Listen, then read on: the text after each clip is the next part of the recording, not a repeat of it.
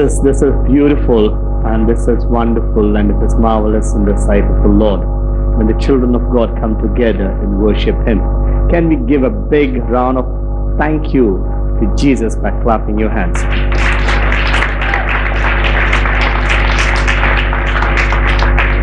And I just want you to greet the person sitting next to you and tell him, this is the place and this is the time that God has chosen for me.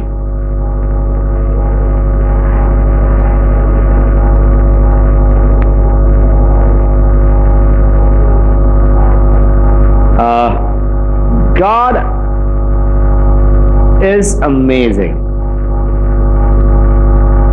God knows where we are.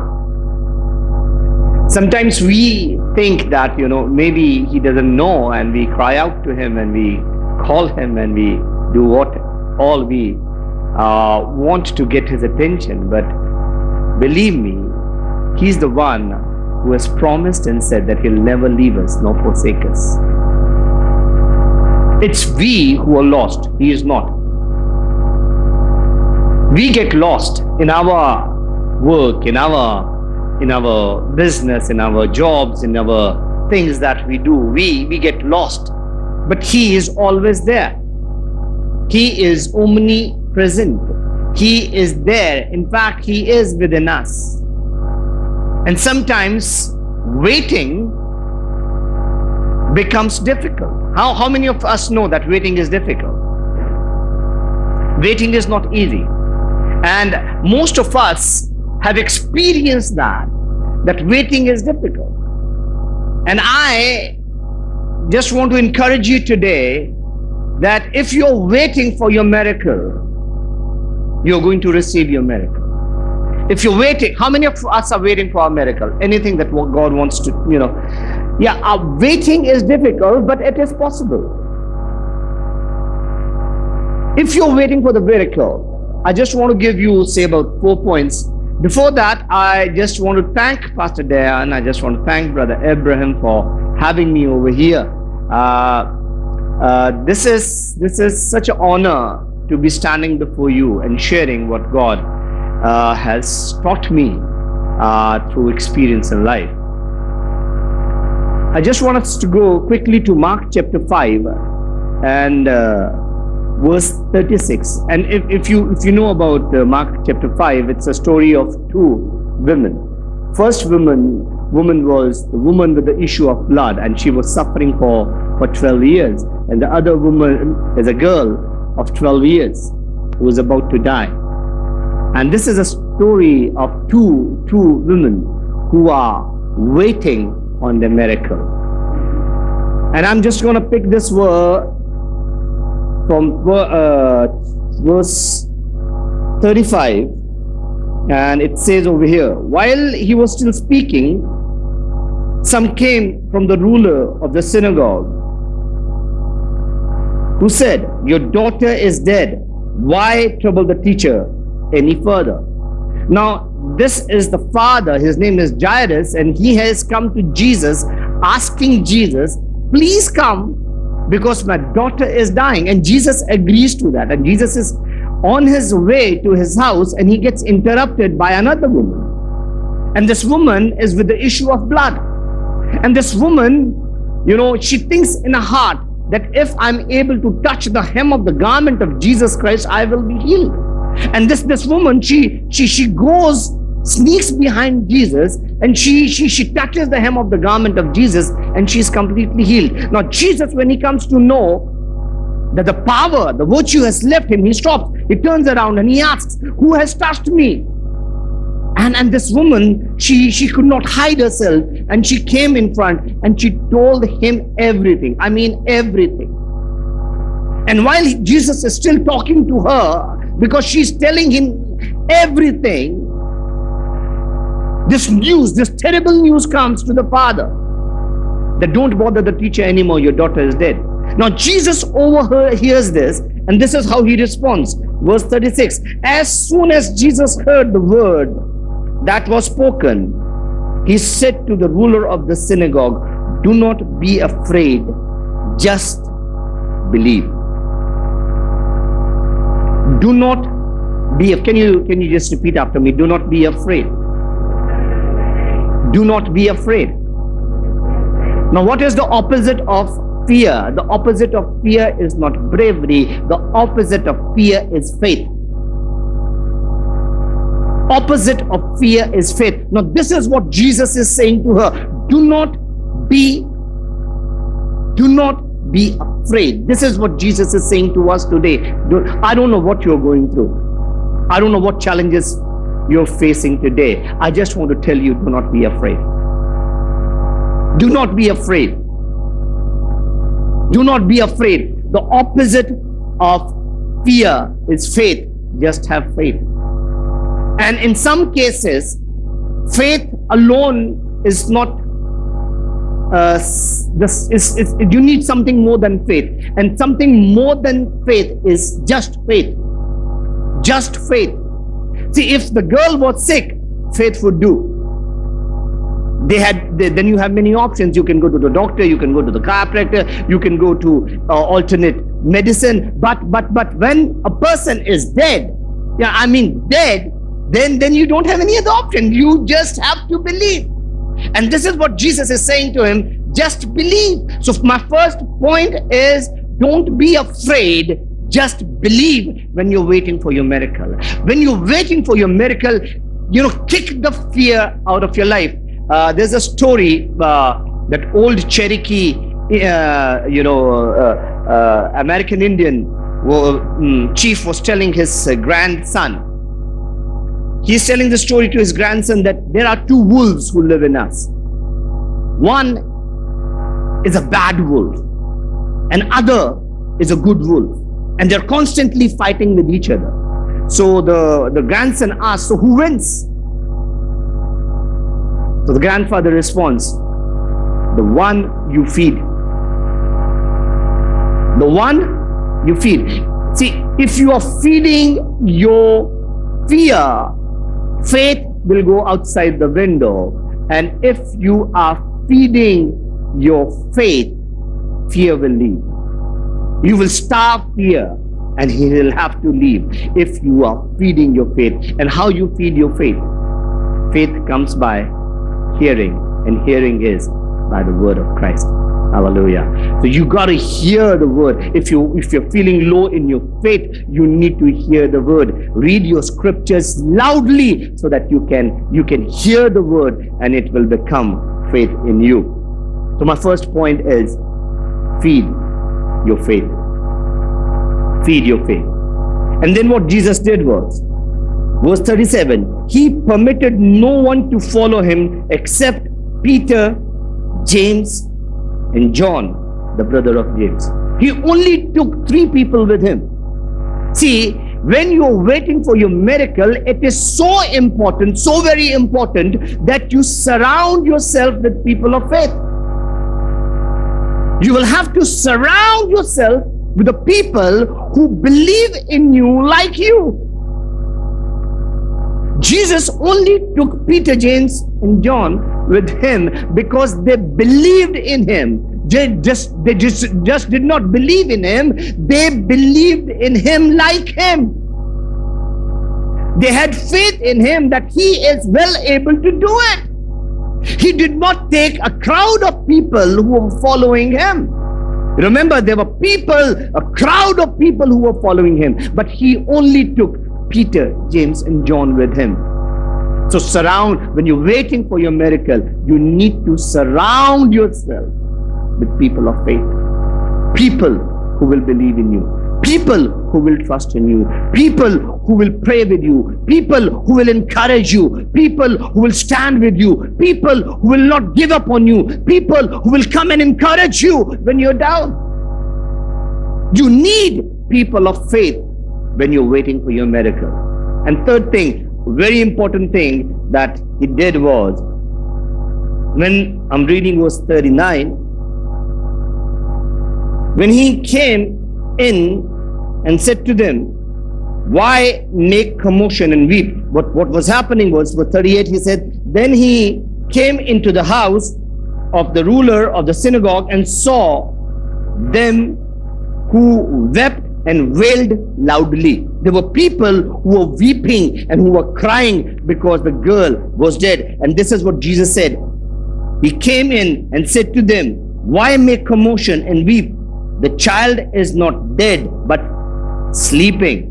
And they ridiculed him. But when he had put them all outside, when Jesus came inside the room, there were people who were crying, who were weeping, who were wailing. Jesus told them, "Why are you doing so? The girl is not dead. She is just sleeping." And they all started making fun of him. They all started mocking him. And what did Jesus do? He kicked them outside the room. There are some people you need to kick outside your life. There are people who are with you, but they are not for you.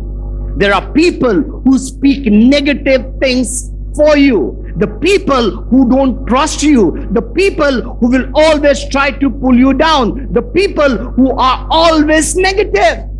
No matter what you do, you cannot satisfy them. They are always speaking negative things about you. Now, what did Jesus do? When these people were making fun of him, he did not allow them in that room. He kicked them out of that room. And sometimes it is so important for you to kick the negative people out of your life. You will have to do that. Don't tolerate them, because they are not adding value to you, and they are draining faith out of you. You know, when Moses sent the spies to the land to the promised land, how many spies did he send? Oh, come on.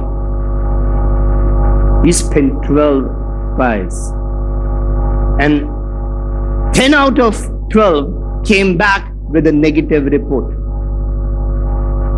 2 said, "We are well able to take it." That was Caleb and Joshua. They said that we are well able to take that land. But everyone did not believe in the positive report. Everyone believed in the negative report. See, negativity spreads. It is contagious. When you are around negative people, you yourself become negative. It is so important for you to remove negative people out of your life. Once we had a leader. She was one of the leaders, and every Saturday till Sunday, it was like a torture for me, because she would not be satisfied. She would always want, I need a special this, I need special that, I need special time to share this, I need special time to do this. Every time he said, this is not what you're supposed to do, this is what you're supposed to do. And every time she will speak negative. It went so bad that she started speaking negative about my wife. Once I was in Australia in a mission trip, and she calls me up and she says, "Oh, you know what? Your wife is not permitting me to do this, do that." And it was enough. It was getting above my head. And I called her up and I said, "Thank you. I don't think so. We can work together." And the moment she was asked to leave the church, from next Sunday onwards, there were more people who started coming to the church. There are some people, remember this, if you're a leader of any organization or church or whatever, there are some people, it is better for them to leave, because they are stopping your growth. They are stopping your growth. So this is what Jesus did. Jesus kicked the negative people out of the room. And he only took positive people who believed in him. He surrounded himself with positive people, and he went inside only taking the mother and the father of that girl. And this is what he did next.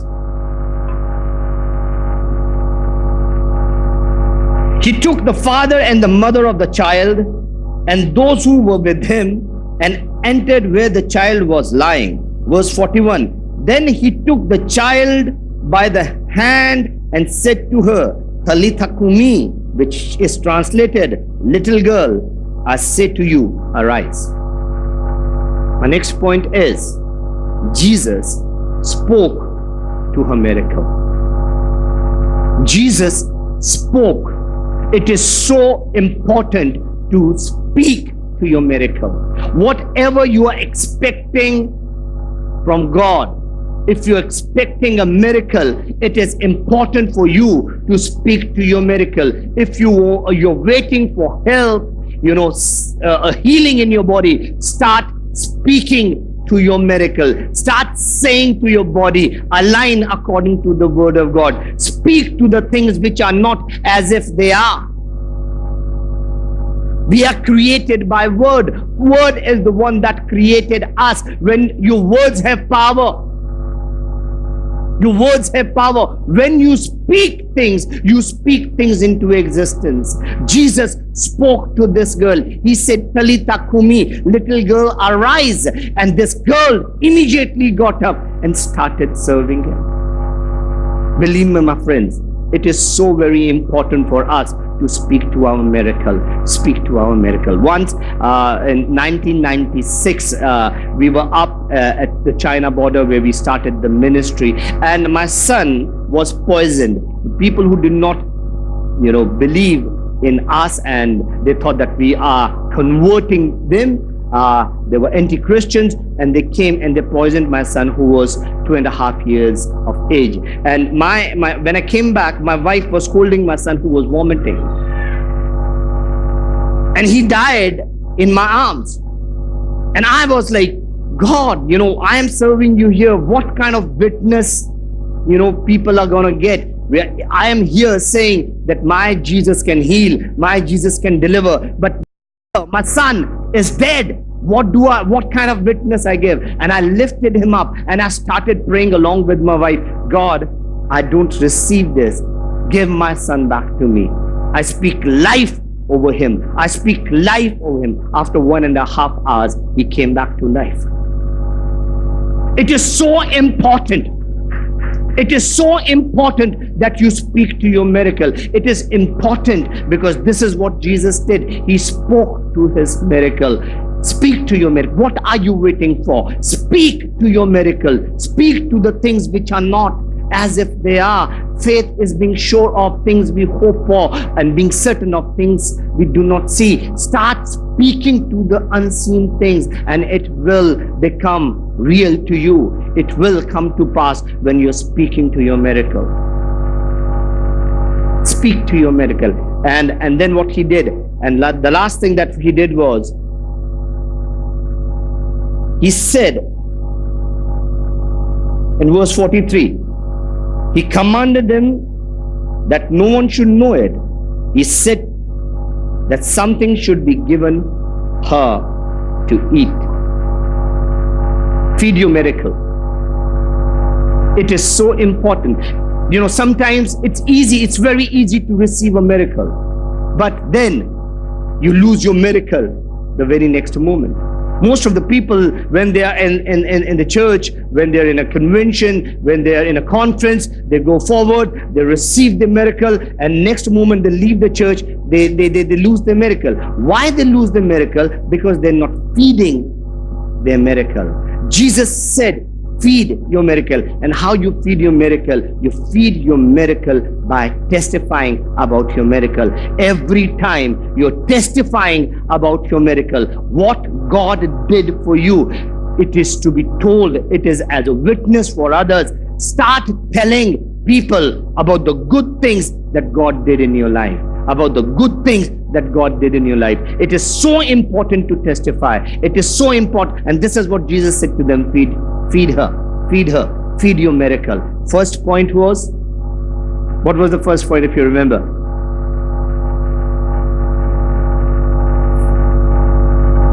Feed your faith. When you feed your faith, you starve your fear. Second point was, surround yourself with the people of faith. Third point was, kick the negative people out of your life. Fourth point was speak to your miracle. And fifth point was feed your miracle. It is important. It is important to starve your fear and feed your faith. It is important to surround yourself with the people of faith. It is equally important to kick the negative people out of your life. It is very important to speak to your miracle, and it is very, very, very important to feed your miracle. Feed your miracle, and it will be well for you. Feed your miracle, it will be well for you. Speak to your miracle, it will be well for you. And surround yourself with the people of faith and kick the negative people out of your life. You know, recently I got a phone call, and they had, in one of our house churches in Haryana, India, they have brought this dead man, and because this family heard that Jesus can raise the dead, so they brought this dead. And initially, my disciples, they started calling me and said, maybe they just come over here to test us. You know, maybe it's the trick of the people who are opposing the gospel. I said, if they have come over there with any, I don't know why they have come over there, but I know one thing, that our Jesus is able to do that. And they all started. I asked you just put your phone on the speaker, I will pray with you. You all start praying. And we all started praying, and after 20 minutes, this man who was dead for 9 hours came back to life. I've got pictures on my phone. If you want, you can come after and see. See, our God is able to do anything. Anything is possible. Nothing is difficult for him. The only thing is, we need to know what we do when we're waiting for our miracle. When we are waiting for our miracle, believe in him. He is the one who is well able to deliver us. Thank you so much. May God bless you.